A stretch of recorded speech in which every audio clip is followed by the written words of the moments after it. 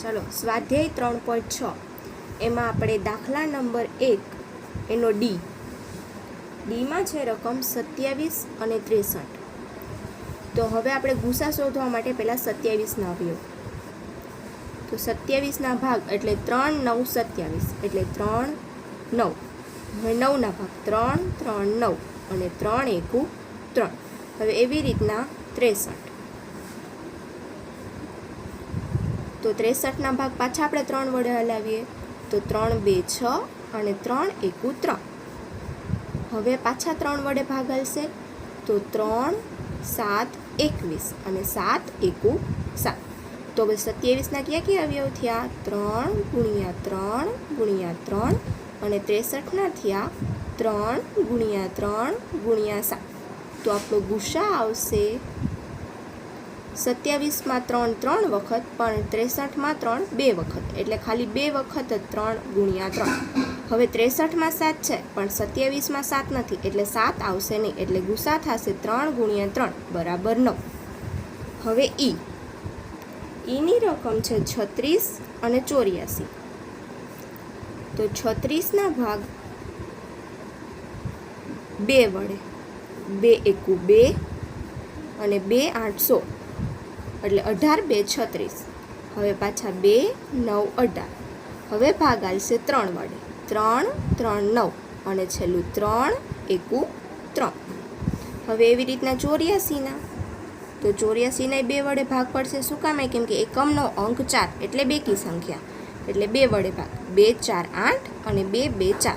પાછા 2 વડે ભાગ 2 2 4 અને 2 એકુ 2। હવે 21 21 એટલે 2 વત્તા 1 બરાબર 3 એટલે આપણે હાલશે 3 વડે ભાગ તો 3 7 21 અને 7 અવિભાજ્ય એટલે 7 એકુ 7। તો 36 ના क्या भाग થયા 2 ગુણ્યા 2 ગુણ્યા 3 ગુણ્યા 3 અને 84 ના થયા 2 ગુણ્યા 2 ગુણ્યા 3 ગુણ્યા 7। હવે ગુસા માટે આવશે 36 માં 2 કેટલી વખત 2 વખત અને 84 માં 2 2 વખત એટલે 2 ગુણ્યા 2 પછી ગુણ્યા 3। જો 36 માં 3 2 વખત છે પરંતુ 84 માં 3 ખાલી એક જ વખત એટલે આપણે એક જ વખત આવશે। હવે 84 માં 7 છે પણ 36 માં 7 નથી એટલે ગુસામાં 7 લઈ શકાય નહીં, એટલે આપણો ગુસા મળે 2 ગુણ્યા 2 એટલે 4 ગુણ્યા 3 એટલે 12। હવે આ પછીનો દાખલો એફ। તો એફમાં રકમ છે 34 અને 102। તો પહેલાં 34 તો 34 ના 2 વડે ભાગ તો 2 એકુ 2 અને 2 7 14। તો હવે તો અહીંયા 17 કેવી થઈ ગઈ અવિભાજ્ય સંખ્યા। હવે તો આગળ ભાગ આલે નહીં એટલે 17 એકુ 17। હવે એવી રીતના 102 તો 102 માં એકમનો અંક બેકી સંખ્યા તો 2 વડે ભાગ આલશે 2 5 10 અને 5 એકુ 5। હવે જો 51 કેવી સંખ્યા થઈ તો વિભાજ્ય થઈ। શું કામે? કેમ કે 5 વત્તા 1 બરાબર 6 અને 6 છે એ 3નો ગુણિત આવે એટલે 3 વડે ભાગ આલશે તો 3 એકુ 3 અને પછી આ વધે 3 એકુ 3 એટલે 5 માંથી 3 જાય એટલે 2 અને ઉપરથી ઉતાર્યા 1 એટલે 3 7 21। હવે 17 અવિભાજ્ય સંખ્યા એટલે 17 એકુ 17। તો 34 ના અવયવ થયા 2 ગુણ્યા 17 અને 102 ના થયા 2 ગુણ્યા 3 ગુણ્યા 17। તો આપણો ગુસા શું આવશે? જો 34 માં 2 એક વખત તો 102 માં 2 એક વખત એટલે 2 પછી 17 તો 34 માં 17 છે અને 102 માં 17 છે એટલે ગુણ્યા 17। હવે 102 માં 3 છે પણ 34 માં 3 નથી એટલે આપણે 3 આવશે નહીં એટલે ગુસા થશે આપણો 34। હવે પછીની રકમ છે જીમાં છે એક સાથે 3 3 70 105 અને 175। તો આમાં આપણે પહેલાં 70 તો 70 માં એકમનો અંક 0 એટલે 2 વડે ભાગ આલશે તો 2 3 6 અને 2 5 10 35 2 70। હવે ભાગ આલશે 5 વડે એકમનો અંક 5 છે એટલે 5 વડે ભાગ આલશે એટલે 5 7 35 અને 7 અવિભાજ્ય સંખ્યા એટલે 7 એકુ 7। હવે બીજો 105નો તો 105માં એકમનો અંક 5, તો આપણી ચાવી લાગશે વિભાજ્યતાની 5 નંબરની. એટલે 5, 2, 10 અને 5, 1, 5. હવે લાગુ પડશે 3 વડે. 3, 7, 21 અને 7, 1, 7. હવે છે 175. તો 175માં પાછી 5ની વિભાજ્યતાની ચાવી.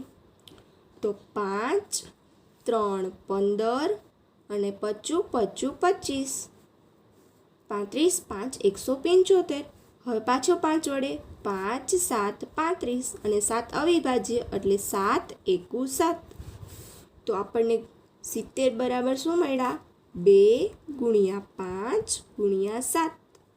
હવે 105 બરાબર મળ્યા 5 ગુણ્યા 3 ગુણ્યા 175 બરાબર 5 ગુણ્યા 5 ગુણ્યા 7. તો આપણો ગુસા આવશે, જો 70માં આપણને છે 2, પણ 105 અને 175માં તો 2 નથી, એટલે અહીંયા 2 આવશે નહીં.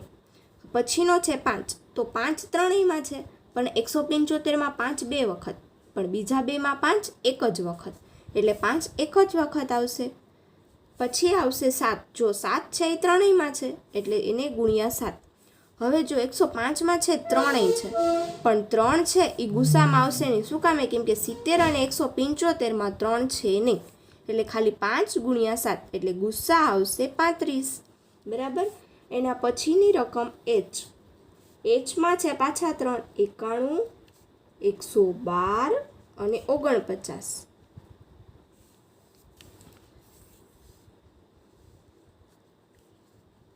તો 91ના ભાગ, તો આનો ચાવી આવશે 7 વડે. જો 13, 7, 91, એટલે અહીંયા આવશે 7 અને અહીંયા આવશે 13. હવે 13 અવિભાજ્ય એટલે 13, 1, 13. પછીની રકમ છે 112. તો 112માં એકમનો અંક 2, એટલે ભાગ આવશે 2 વડે. 2, 5, 10 અને 2, 6, 12. પાછા 2 વડે. 2, 2, 4 અને 2, 8, 16. પાછા 2 વડે. 2, 1, 2 અને 2, 4, 8. હવે 2, 7, 14 અને 7, 1, 7. પછીની છે 49. તો 49નો તો ખબર જ છે 7 ગુણ્યા 7, એટલે આવશે 7 ગુણ્યા 7 અને 7, 1, 7. તો હવે આપણને 91 બરાબર મળ્યા 7 ગુણ્યા 13.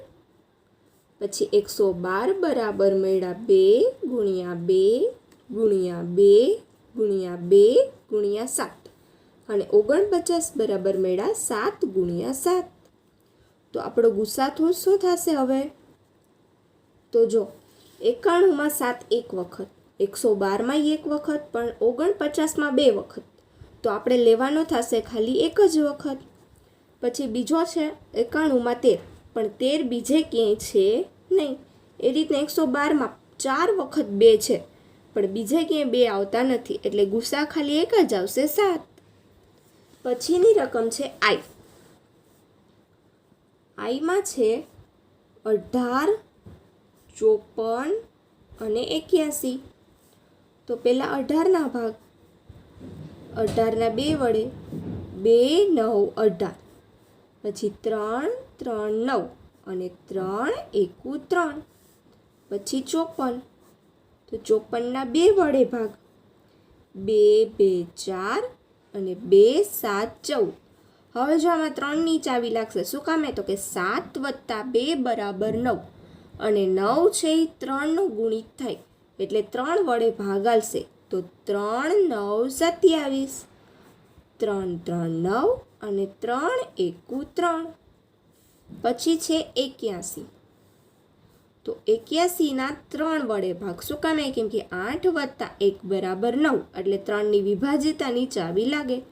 એટલે 3, 3, 2, 6. હવે 8માંથી 6 જાય તો કેટલા વધે? તો કે 2, અને ઉપરથી ઉતાર્યા 1, એટલે 3, 7, 21. હવે 3, 9, 27.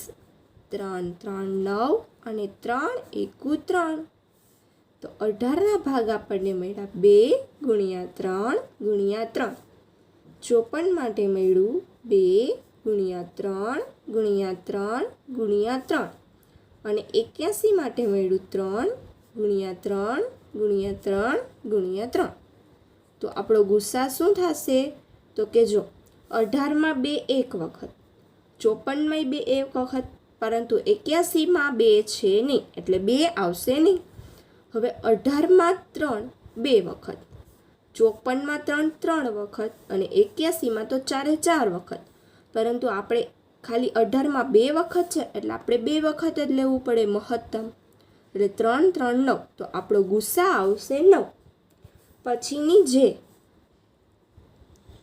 જેમાં છે 12 45 ને 75.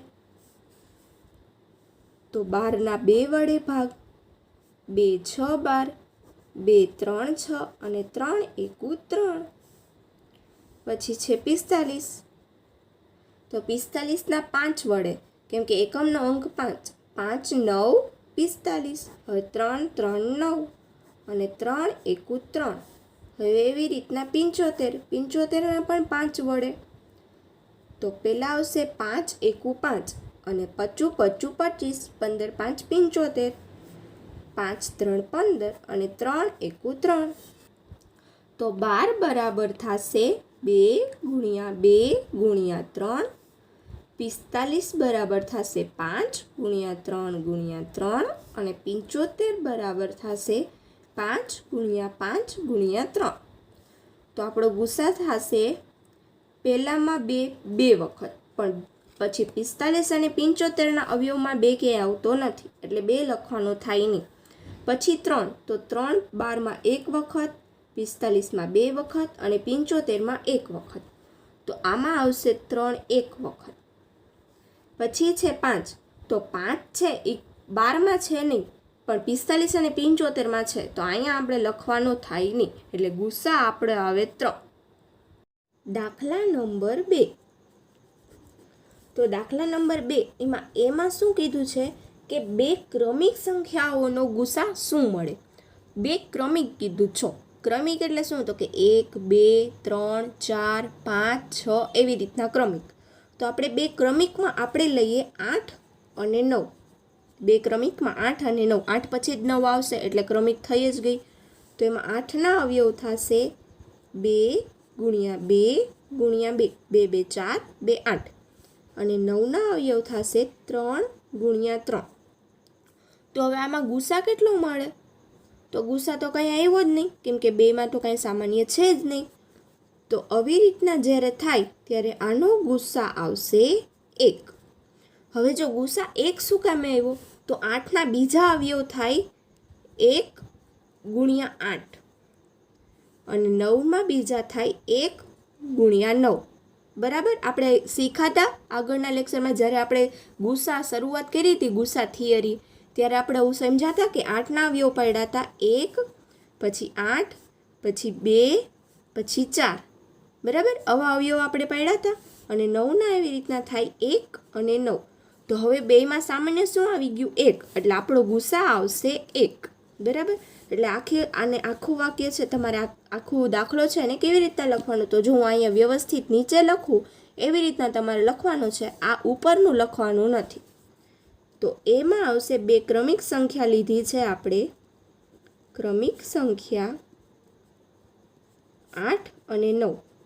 તો એમાં 8ના અવયવ થાય 1 8 2 4 અને 9ના અવયવ થાય 1 અને 9, એટલે આપણો ગુસ્સા આવશે 1. હવે એવી રીતના બીમાં કીધું છે કે 2 ક્રમિક બેકી સંખ્યાઓ. બેકી સંખ્યામાં કઈ કઈ આવે? તો કે બેકી સંખ્યામાં આવે 2 4 6 8 10, આ બધી બેકી સંખ્યામાં આવે. હવે એમાંથી આપણે ગમે 2 બેકી સંખ્યા લઈ લઈએ. હું લઉં છું 4 અને 6. તો 4ના અવયવ થશે 2 ગુણ્યા 2, અથવા તો 4ના અવયવ થાય 1 2 અને 4 પોતે. બરાબર, અને પછી 6, તો 6ના અવયવ થાય 1 6 પોતે 3 અને 2. તો હવે આમાં સામાન્ય શું થાય? આમાં ગુસ્સા કયો આવશે? 2માં સામાન્ય કયો છે?